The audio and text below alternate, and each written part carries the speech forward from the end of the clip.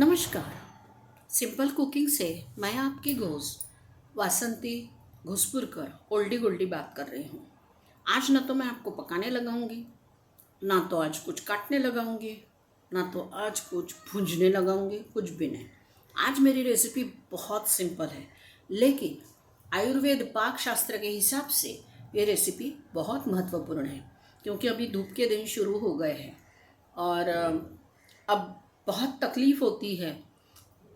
बिल्कुल जो जवान हैं, जो बाहर जाते हैं काम के लिए, उनको तो तकलीफ़ होती है। घर में छोटे छोटे बच्चे, घर में बूढ़े परेशान हो जाते हैं।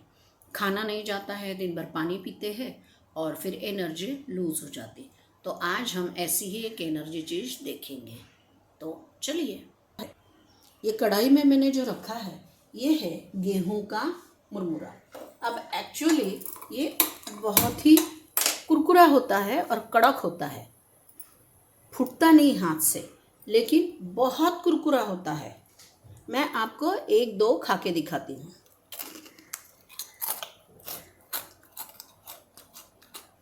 आप मेरी आवाज़ सुन रहे हो? तो मैंने सिर्फ 2 मिनट के लिए इसको गरम कढ़ाई में घुमाया, कुछ भी नहीं किया, बस इतना ही। और अब हम इसको सिर्फ एक तड़का देंगे। याद रखिए, मुरमुरे में नमक रहता है और नमक के कारण ही इसकी लाही बड़ी तेज़ी से फूटती है। तो अब हमें इसमें नमक डालने की ज़रूरत नहीं है। तो हम क्या करेंगे, अभी इसको उतार लेंगे, क्योंकि ये ऑलरेडी कुरकुरा है। अब मैंने इसको उतार लिया और मैं अब इसके ऊपर तड़का पैन रख रही हूँ। तड़का पैन में मैंने बिल्कुल 10 ग्राम तेल डाला है। क्यों 10 ग्राम? क्योंकि ये मुरमुरे मेरे 100 ग्राम है, तो ज़्यादा मुझे तेल डालना नहीं है। और अब हम इसमें क्या डालेंगे? सिर्फ 2 चीज़ें। पहली चीज़ है हरी मिर्च और दूसरी चीज़ है ये मूंगफली के दाने। लेकिन ये मूंगफली के दाने छिलका निकाल कर, भूंज कर छिलका निकाल कर ही तैयार होने चाहिए। हम ऐसे उनको पकड़कर उसमें नहीं डाल सकते। तो अभी हम तड़का लगा लेंगे। तड़के में मैंने बिल्कुल इतनी सी राई ली है। मेरा चम्मच भी छोटा है और मैंने आधा चम्मच राई सिर्फ ली, क्योंकि ये चिवड़े में ये राई नीचे बैठ जाती है, ये मुंह में जाने वाली राई नहीं है।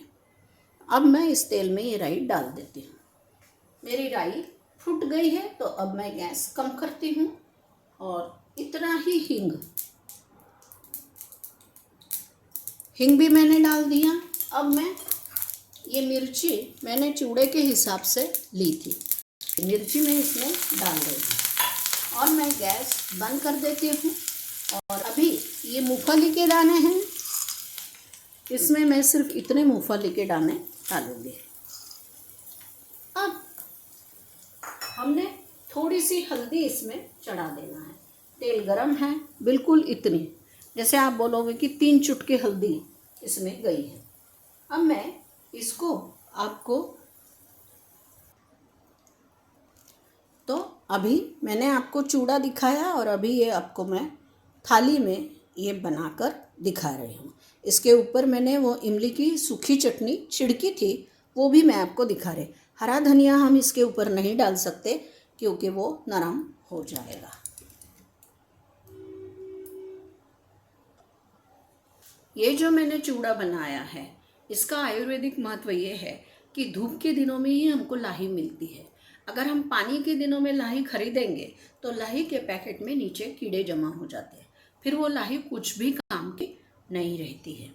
लाही का बहुत महत्व है। जैसे हमारे पेट में पित्त बढ़ता है, तो वो पित्त कम हो जाता है लाही से। इसीलिए आप कोई हेवी तला हुआ नाश्ता देने के बजाय अगर आप ये लाही सबको देते हो तो ये बहुत ही अच्छी चीज़ है।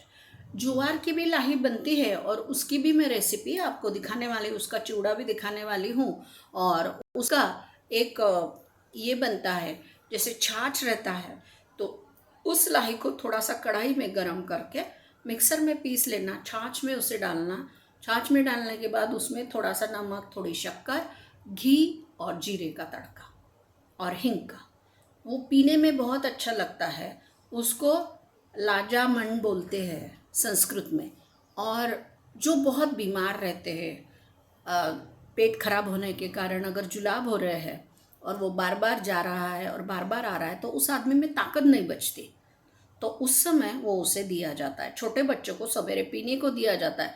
ये एकदम ठंडा रहता है ज्वार के लाही का, तो पेट में वो ठंडक पहुंचाता ही है। जैसे हम पन्ना पीते हैं ना, बार बार हम पन्ना बनाकर पन्ना पी नहीं सकते, लेकिन लाही को आप लेके आ सकते हो, 1 किलो लाही या आधा किलो लाही, और आप उसको मिक्सर में पीस के उसका जैसे ये बोलते हैं ना, आटा बनाकर रख सकते हो। और फिर आप घर में छाछ रहता है, छाछ में आटे को मिला लो, शक्कर नमक डाल दो और तड़का दे दो। वो भी रेसिपी मैं आपको दिखाने वाली हूँ।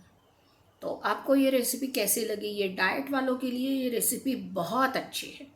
जो बच्चे जिम जाते हैं, आने के बाद वो कुछ वो भिगे हुए चने, और ये अब समर के दिनों में क्या हो जाता है कि ऐसा कठोर जो भिगा हुआ हम खाते हैं, हमारा पेट तो भर जाता है लेकिन हमारे पेट में गैस भी होती है।